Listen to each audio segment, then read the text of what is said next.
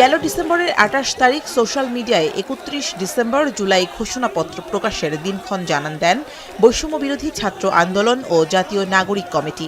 তবে কর্মসূচির আগের দিন অন্তর্বর্তী সরকারের পক্ষ থেকে জুলাই ঘোষণাপত্র তৈরির সিদ্ধান্ত হলে নির্ধারিত দিন মার্চ ফর ইউনিটি নামে সমাবেশ করেন শিক্ষার্থীরা।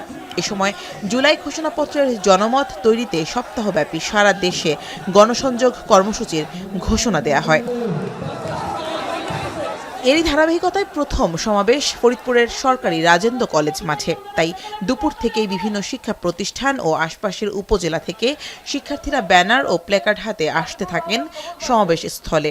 বেলা গড়াতেই কানায় কানায় পূর্ণ হয় সরকারি রাজেন্দ্র কলেজের মাঠ। প্রত্যেকটা সরকারি প্রতিষ্ঠানগুলোতে আইনের শাসন থাকবে এবং প্রত্যেকটা প্রতিষ্ঠানে জবাবদিহিতা নিশ্চিত হোক, এরকম একটা সমাবেশ থেকে আমরা চাই। সামনে যদি আরো কখনো দেশের কাজে আমাদের প্রয়োজন হয়, আমরা সবাই এখনো প্রস্তুত আছি, আমরা এখনো রাজপথ ছাড়ি নাই। ফ্যাসিবাদ ব্যবস্থার সম্পূর্ণ বিলোপ, নতুন রাজনৈতিক বন্দোবস্ত বিনির্মাণ এবং জুলাই ঘোষণাপত্র ও জন আকাঙ্ক্ষা অন্তর্ভুক্তির লক্ষ্যে সোমবার বিকেলে সমাবেশে অংশ নেন বৈষম্যবিরোধী ছাত্র আন্দোলনের কেন্দ্রীয় নেতা হাসনাত আবদুল্লাহ ও জাতীয় নাগরিক কমিটির নেতা সার্জিস আলম সহ বেশ কয়েকজন।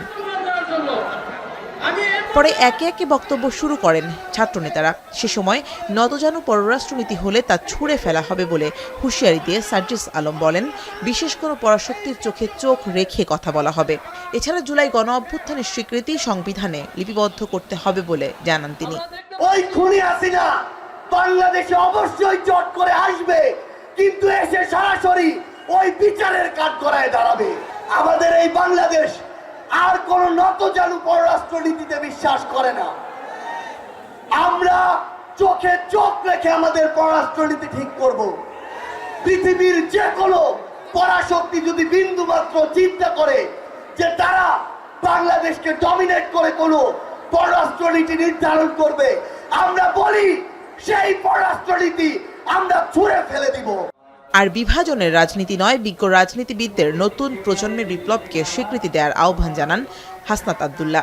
এছাড়া আগামী 15 জানুয়ারির মধ্যে খুনি হাসিনার বিচারিক কার্যক্রমের দৃশ্যমান অগ্রগতি জনগণের সামনে তুলে ধরতে অন্তর্বর্তী সরকারের প্রতি আহ্বান জানান তিনি।